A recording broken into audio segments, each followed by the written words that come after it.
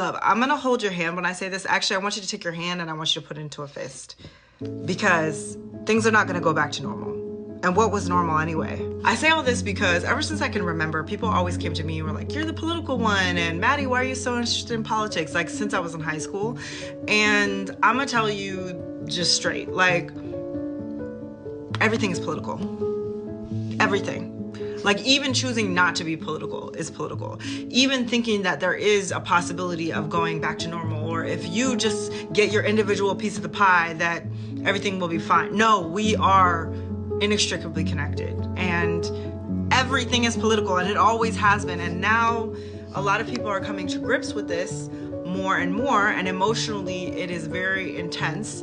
And you might see me when I post on here, and you might think that I have somehow some better ability to deal with the emotional impacts of fascism, of oppression, of the horrors of living in a society that refuses to create heaven on earth, even though it has the money to make sure that all of our needs are met.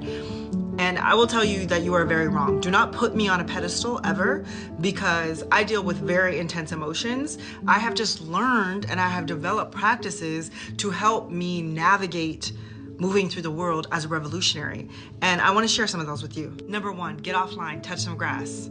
I'll say it again, get offline and touch some grass. Yes, this is a communication tool, but also you live in the real world, and there's a reason why, you know, when you get up and the first thing you do is grab your phone, and why that's messing up with your mental. It's because you need to read a book. It's because you need to go hang out with your friends. You need to have fun. You need to laugh. You need to eat some good food. You need to be in community. So go touch some grass. Number two, I have a practice where I write every single day. I haven't been able to go to therapy for a really long time. I highly recommend going to therapy, but when you don't have the money to go to therapy, writing in a journal can be super helpful, especially if you're a verbal processor. Because what it does is it gets all that junk and all those like random thoughts just down on the page, so you can start to be more clear and more concise. This is something I've been doing since I was in middle school. So when people tell me, oh, you're so good at communicating, this is not something that's natural to me. This is something that I have developed. It is a skill that I have developed over decades. Number three, be compassionate towards actual people and be ruthless towards systems of oppression.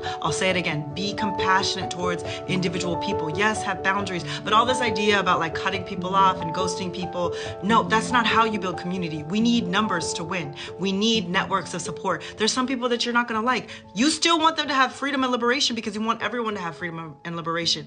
That is, maybe you don't like that person, maybe you don't get along with them. You're still gonna probably see them around. We need to develop ways to deal with conflict. We need to be compassionate towards each other, and we need to be ruthless towards the systems.